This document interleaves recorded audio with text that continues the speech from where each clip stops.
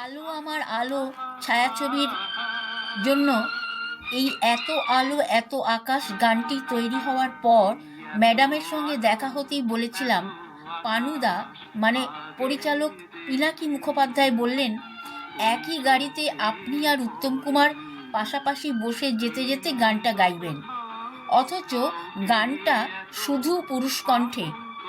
আমার ধারণা এটা ডুয়েট হলে ভালো জমবে। কথা শুনে ম্যাডাম হেসে উঠলেন, আমাকে আশ্বস্ত করে বললেন, ওটা উত্তম একাই গাইবে, আমি পাশে থাকব, দেখি শুধু এক্সপ্রেশনে গানটা ডুয়েট গান করে দিতে পারি কি না। দর্শক বন্ধুরা, আমরা যারা আলো আমার আলো ছায়াছবিটি দেখেছি তারা প্রত্যেকেই মুগ্ধ হয়েছি। ওই সিনটিতে কি অসাধারণ এক্সপ্রেশন মুখের সুচিত্রা সেনের। গানটি মান্না দে গেয়েছিলেন এবং তখন থেকে আজ পর্যন্ত সুপারহিট গান। ছবিটি মুক্তি পেয়েছিল 1972 সালের 17ই মার্চ।